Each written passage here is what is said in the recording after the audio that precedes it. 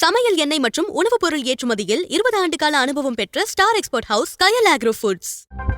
ஆளுநர் உரை மீதான விவாதத்தில் முதல்வர் விஜய் பதிலுரை அளித்துக் கொண்டிருக்கும் போதே திடீரென திமுக உறுப்பினர்கள் அவையிலிருந்து வெளிநடப்பு செய்தது திமுக தலைவர் ஸ்டாலினை உஷ்ணப்படுத்தியிருப்பதாக சொல்கின்றன அறிவாலய வட்டாரங்கள். கட்சியின் சீனியர் எம்எல்ஏக்களை வார்த்தைகளால் சுட்டிருக்கும் ஸ்டாலின் கட்சிக்குள் சில மாற்றங்களையும் செய்வதற்கு தயாராகிறார். திமுகவில் என்ன நடக்கிறது?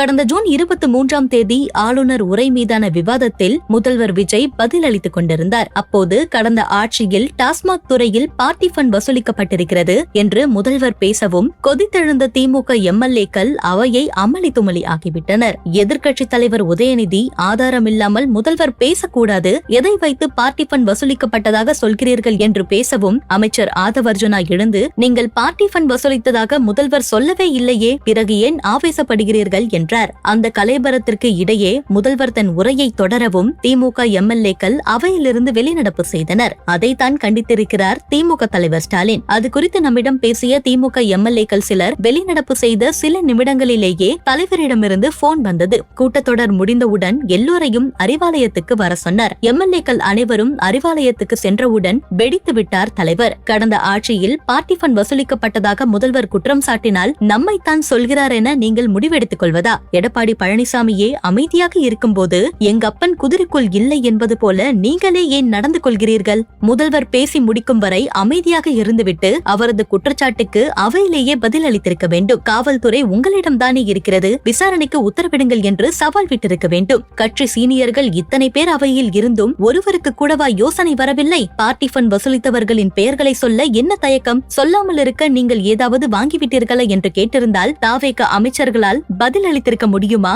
ஏன் வெளிநடப்பு செய்தீர்கள் என்று கொந்தளித்து விட்டார் தலைவர். இதற்கு சீனியர்கள் சிலர், சின்னவர் அந்த முடிவை எடுக்கும்போது நாங்க என்ன செய்யறது? நீங்க அவையில இல்லாததை சொல்லி ஆளுங்கட்சியினர் ரொம்பவும் கேலி பேசுகிறார்கள். எதிர்வரும் இடைத்தேர்தலில் ஏதாவது ஒரு தொகுதியில் நீங்கள் போட்டியிட்டு சட்டமன்றத்திற்குள் வர வேண்டும் என்று கோரிக்கை விடுத்தனர். அதற்கு தலைவர் எந்த பதிலும் சொல்லவில்லை. இடைத்தேர்தலில் போட்டியிட தலைவர் ஸ்டாலினுக்கு விருப்பமே இல்லை. கொளத்தூர் தோல்வி உருவாக்கியிருக்கும் விரக்தியில் தேர்தல் அரசியலில் இருந்து அமைதியாக ஒதுங்கிவிட முடிவெடுத்து விட்டார். அதே போல எதிர்க்கட்சி தலைவர் அந்தஸ்தை விட்டுக் கொடுக்க உதயநிதியும் தயாராக இல்லை. விஜய் வெர்சஸ் உதய் அரசியலை ரொம்பவும் ரசிக்கிறார். ஆகவே இடைத்தேர்தலில் ஸ்டாலின் போட்டியிட வேண்டும் என்று சீனியர்கள் அழுத்தம் கொடுப்பதை உதயநிதி விரும்பவில்லை. ஆனாலும் கூட உதயநிதியின் கீழ் செயலாற்ற விரும்பாத சில சீனியர்கள் நீங்கள் அவையில் இருந்தால் கட்சிக்கே பலமாக இருக்கும் என்று தலைவருக்கு தூபம் போடுகிறார்கள் என்றனர் விரிவாக. இந்த சூழலில் புதுக்கோட்டையில் நடந்த படத்திறப்பு விழா ஒன்றில் KN நேரு சட்டமன்றத்துல அப்பாவை காணோம்னு பேசுறாங்க, அவர் விரைவிலேயே சட்டமன்றத்திற்குள் வருவார் என்று பேசியிருப்பது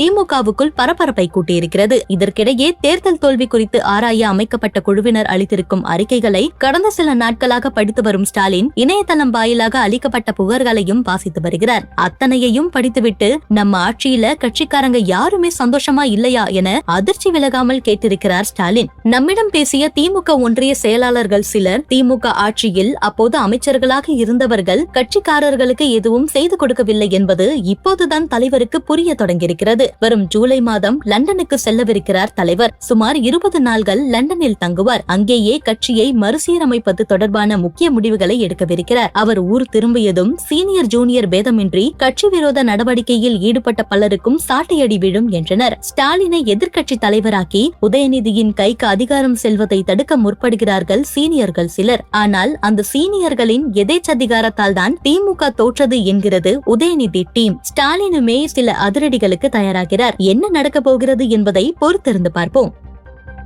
20 ஆண்டுகளாக உலக நாடுகளுக்கு உயர்தர சமையல் எண்ணெய் மற்றும் உணவுப் பொருட்கள் ஏற்றுமதியில் இந்திய அரசின் ஸ்டார் எக்ஸ்போர்ட் ஹவுஸ் அங்கீகாரம் பெற்ற கயல் ஆக்ரோ ஃபுட்ஸ்.